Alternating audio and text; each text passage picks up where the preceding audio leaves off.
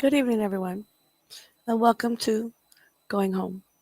Welcome to What Does the Bible Really Say with Angel and Joseph Bracco. Today is March 5th, 2024. My name's Angel, number one original OG of the Misfit Army Disciples and founder of Oneblood, Breadbox Ministry, and the Misfit Army Disciples.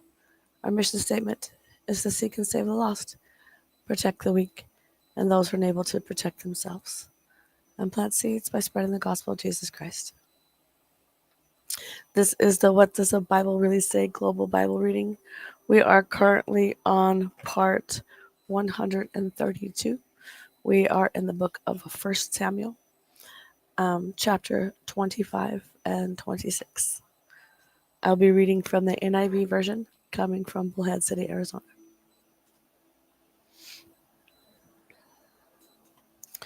1 Samuel 25 and 26. David, Nabal, and Abigail.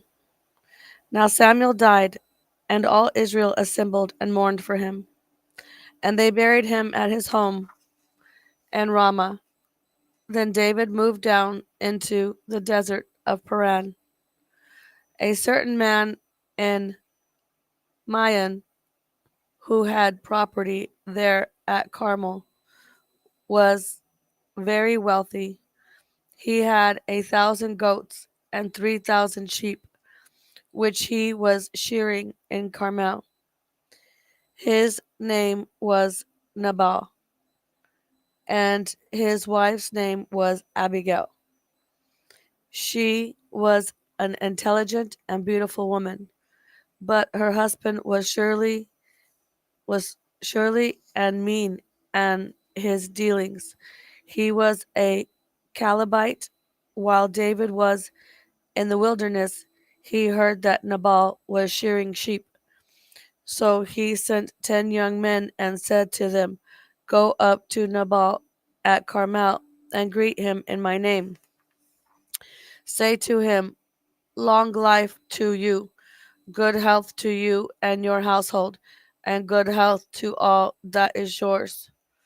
Now I hear that it is sheep shearing time. When your shepherds were with us, we did not mistreat them, and the whole time they were at Carmel, nothing of theirs was missing. Ask your own servants, and they will tell you. Therefore, be favorable toward my men, since we come at a festive time. Please give your servants and your son David whatever you can find for them." When David's men arrived, they gave Nabal this message in David's name. Then they waited. Nabal answered David's servants, "Who is this David? Who is this son of Jesse? Many servants are breaking away from their masters these days. Why should I take my bread and water and the meat I have slaughtered for my shearers and give it to men coming from who knows where?" David's men turned around and went back. When they arrived, they reported every word. David said to his men, "Each of you strap on your sword." So they did, and David strapped on his as well. About 400 men went up with David, while 200 stayed with the supplies.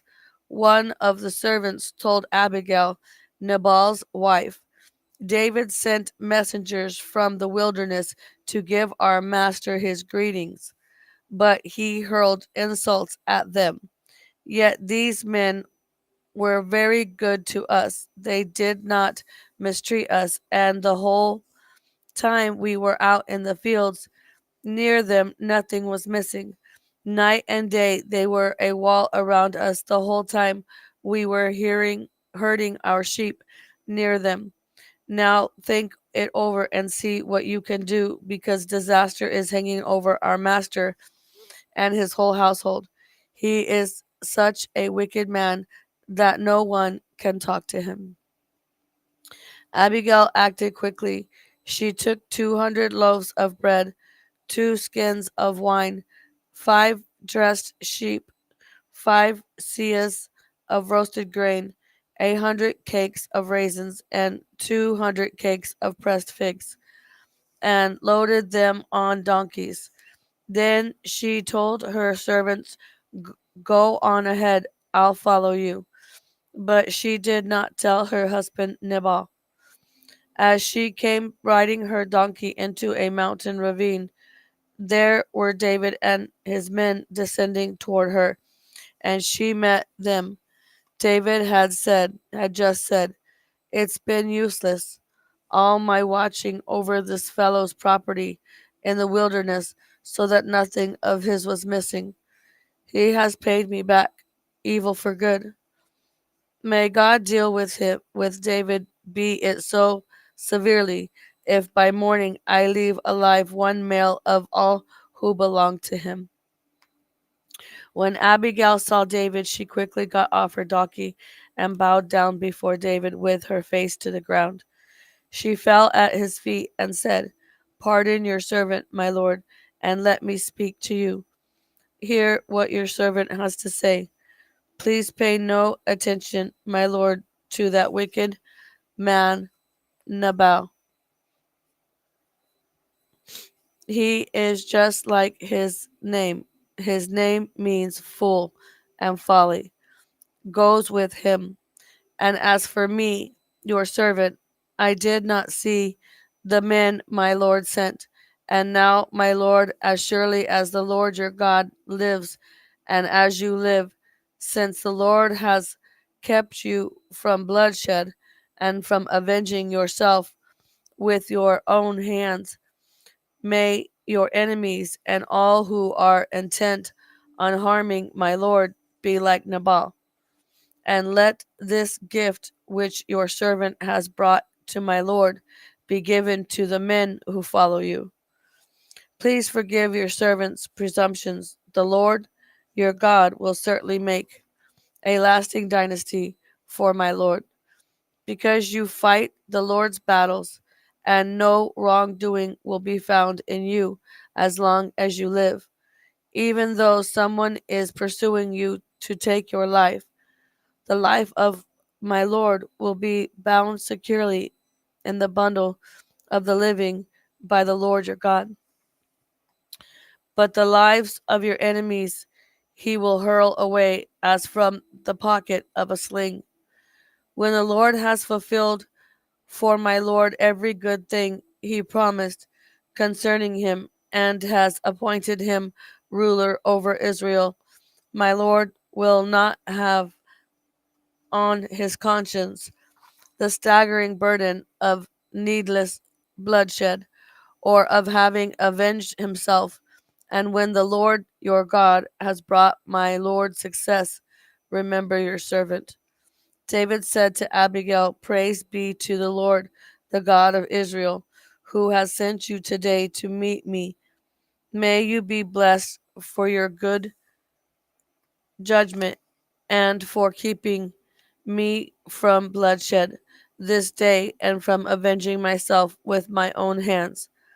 Otherwise, as surely as the Lord, the God of Israel, lives, who has kept me from harming you, if you had not come quickly to meet me, not one male belonging to Nabal would have been left alive by daybreak. Then David accepted from her hand what she had brought him, and said, Go home in peace. I have heard your words and granted your request. When Abigail went to Nabal, he was in the house holding a banquet like that of a king. He was in high spirits and very drunk. So she told him nothing at all until daybreak. Then in the morning, when Nabal was sober, his wife told him all the things, and his heart failed him, and he became like a stone. About 10 days later, the Lord struck Nabal, and he died. When David heard that Nabal was dead, he said, Praise be to the Lord, who has upheld my cause against Nabal for treating me with contempt. He has kept his servant from doing wrong and has brought Nabal's wrongdoing down on his head. Then David sent word to Abigail, asking her to become his wife. His servants went to Carmel and said to Abigail, David has sent us to you to take you to become his wife. She bowed down with her face to the ground and said, I am your servant and am ready to serve you and wash the feet of my Lord's servants. Abigail quickly got on a donkey and, attended by her 5 female servants, went with David's messengers and became his wife. David had also married Ahinoam of Jezreel, and they both were his wives. But Saul had given his daughter Michal, David's wife, to Paltiel, son of Laish, who was from Galim. David again spares Saul's life. The Ziphites went to Saul at Gibeah and said, Is not David hiding on the hill of Hachilah, which faces Jeshimon? So Saul went down to the desert of Ziph with his 3,000 select Israelite troops to search there for David. Saul made his camp beside the road on the hill of Hachilah, facing Jeshimon, but David stayed in the wilderness. When he saw that Saul had followed him there, he sent out scouts and learned that Saul had definitely arrived. Then David set out and went to the place where Saul had camped. He saw where Saul and Abner, son of Ner, the commander of the army, had lain down. Saul was laying inside the camp with an army encamped around him. David then asked Ahimelech the Hittite and Abishai, son of Zeruiah, Joab's brother, who will go down into the camp with me to Saul. I'll go with you, said Abishai. So David and Abishai went to the army by night, and there was Saul lying asleep inside the camp with his spear stuck in the ground near his head. Abner and the soldiers were lying around him. Abishai said to David, Today God has delivered your enemy into your hands.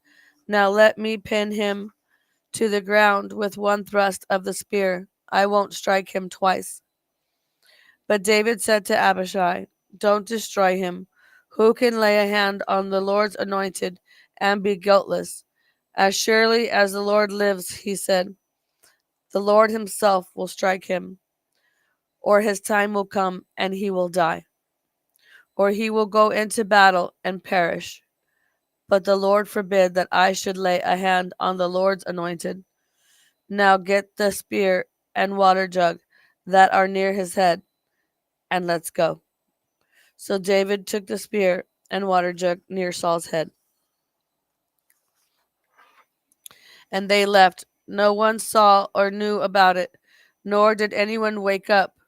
They were all sleeping because the Lord had put them into a deep sleep. Then David crossed over to the other side and stood on top of the hill some distance away. There was a wide space between them. He called out to the army and to Abner, son of Ner, Aren't you going to answer me, Abner? Abner replied, Who are you who calls to the king? David said, You're a man, aren't you? And who is like you in Israel? Why didn't you guard your lord, the king? Someone came to destroy your lord, the king. What you have done is not good.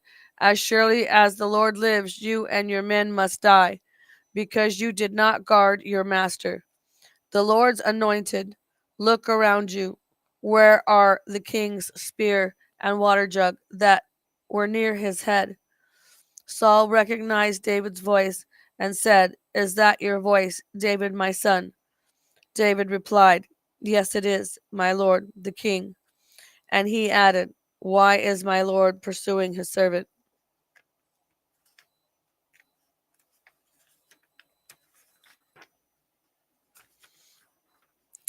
"What have I done, and what wrong am I guilty of? Now let my lord the king listen to his servant's words.